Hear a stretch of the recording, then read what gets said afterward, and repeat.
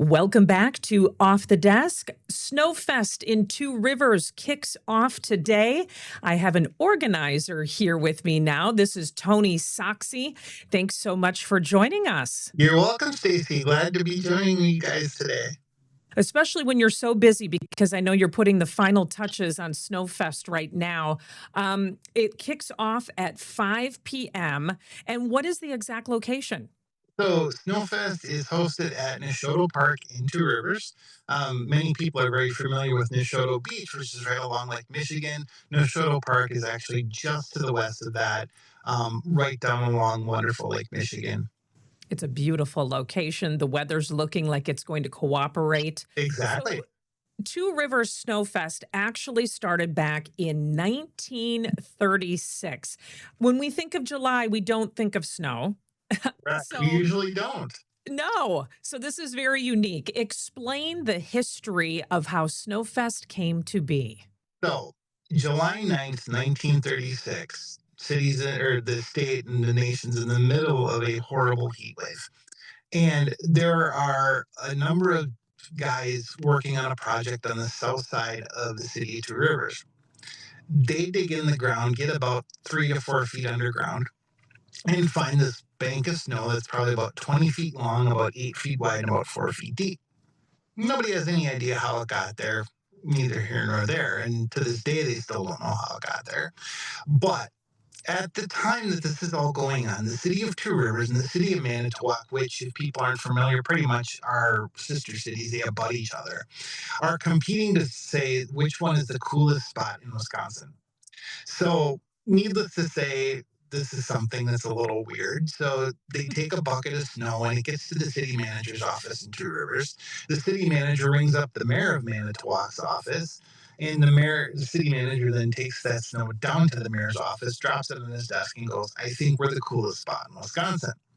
Well, needless to say, again, this is something that's kind of odd. It actually makes its way into the New York Times and kind of becomes national news. Well, the following year in 1937, the American Legion, which had hosted a July kind of carnival party event up until this point, decided that, hey, we're going to commemorate snow being the thing that's the big deal. So the first year of the event, it was all their typical carnivals and events and bands and things like that, but it also had a snowball fight at it. And it also elected the first Snow Queen. The Snow Queen was an early part of this event, and actually, it was a young lady in town that competed to win this prize. And actually, we have Snow Queens that we know of from about 1937 to 1970. But the event starts in 1937 and runs pretty continuously throughout most of the next 50 to almost 60 years. Various organizations kind of picked it up and took the mantle with it. In about the early 90s, 95, 96, the JCs who were running it at that time kind of disbanded in town, and with that came the end of the event. Well, our group, the Friends of Two Rivers Snowfest, was founded in 2018 with the idea of bringing this event back. We originally were working towards and had plans to do that in 2020. Well, we know what happened there. In 2021, um, we ended up having the very first edition of the rebirth, if you will, of this event. And this is now marking year 6 of its return. So, the community must have been very excited that you took over and brought the festival back. What Yeah, was the reaction? a lot of thank yous, a lot of this was something we were really missing. The community as a whole has just been great in terms of supporting it, not only in terms of, community businesses stepping up to sponsor the event and function as sponsors to the event. They help participate in various fundraisers we have throughout the year. And the community is always great in terms of turning out for volunteers, or just people showing up to come out to the event. So, do you still incorporate snow, I would think, into the festival every year? And how do you do that? So we do. The snow, it's a secret where we get it from, but we have it every year. And we can confidently say there's a 100% chance of snow in July in Two Rivers every year. But yeah, how we incorporate it's a couple different things. The last couple of years now, we actually have a pile of snow that ends up into the park. This year, we're going to actually do a snowman building contest. And along with that, we also get a dump truck full of it that me as the polar bear, I'm the mascot as well, one of my many roles. But I, along with Santa, um, get to throw snowballs at people along the parade route.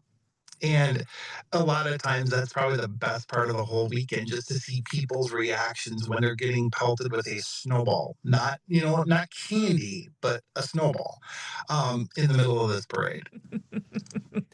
Is there still a competition between Manitowoc and Two Rivers? Not really. We had our 50th edition last year, and the city manager at that time actually again reenacted this with the mayor of Manitowoc. And I think we pretty much put to bed that Two Rivers is the coolest spot in Wisconsin. You're still poking the bear a little bit, aren't you? Proverbially, yeah, I would say so. So, if people want to go to Snowfest, you talked about the parade. Just Mhm. give us an overview of what people will enjoy. So you're going to enjoy the music of eight great musical acts. Tonight is mostly country focused. So we've got two great country artists. Tomorrow is rock and roll. And then Sunday, hey, it's a Sunday fun day. It's more chill, relaxed, kind of yacht rock, laid back kind of things. Along with the music, obviously the parade, we have a great vendor fair that runs on Saturday and Sunday. We have things for the family and the kids to do really throughout the entire weekend, not only things that they can play on and games they can play, but we also have, like tonight, we have the local high school robotics team and a canine demonstration. We have various things for them to do and stay active with. And the nice part is, with all of the community support, with all the sponsors we've had step up, it's allowed us to make all of this stuff $1 to $2 to maybe $3 at the most to participate in. And there's a lot of this stuff that's actually free to do. So, very affordable and family friendly. Exactly. And another great part of this is some of the proceeds from Snowfest go right back into your community, benefit nonprofits and other charitable organizations. I saw that since 2018, Friends of the Two Rivers Snowfest donated over $10,000 to 15 nonprofits. Mhm. How much do you hope to raise this year, and who will the recipients be? A lot of the same nonprofits always step up and help us out every year. So a lot of them are going to continue to be beneficiaries of the event this year. Honestly, we are hoping this year to double that amount. Like, we are hoping to this year be able to give away $10,000 of the proceeds of the event from this year to all of those nonprofits. We're a smaller group of people, and really, we've always felt that, hey, the nonprofit organizations that are part of the community have a much better handle potentially on the things that they need to help support the community. So we've always felt that passing that money to those organizations has really been the most beneficial way of getting the best benefit to the community from this event. Who are just a few of these recipients, just so we have an idea of what types of nonprofits benefit from this? Like the Knights of Columbus, the Kiwanis, the local Lions Club. There's a group called Gracious Givers, which does a lot of community support things. The local Optimist Club, along with other events that are hosted in town. For example, like the American Heart Association, we have a big Heartorama in Two Rivers. We help to Yes. sponsor and support that, along with a number of other things. Wonderful.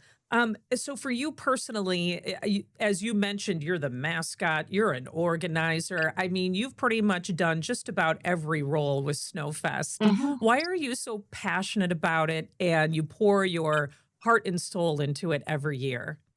Well, my wife would jokingly say she becomes a widow from Snowfest over the weekend, but I don't know. Growing up in Two Rivers, my dad was very actively involved in the event, and it just was something to see how happy he was with it. And honestly, just some of the memories I've had of it growing up, to be able to give those same kind of memories to today's kids and have that be able to have them carry that forward has been something that's really been um, probably one of the driving things for me. I think the other thing too is just to see what a group of people with a common purpose put together can do. And to be able to see the community turn out and support this event in the way that they have, and to be able to raise the funds that we've been able to raise, has been just tremendously, kind of warms you a little bit, but it's been tremendously a motivator to continue going with it. Fantastic, and I know your community thanks you because you get that verbal recognition. Well, Yeah. thank you so much, Tony. I know you're extremely busy trying to get this off the ground here today. I hope it's a huge success. The weather is looking decent. Enjoy that snowball fight. Will do. Thanks, Stacy.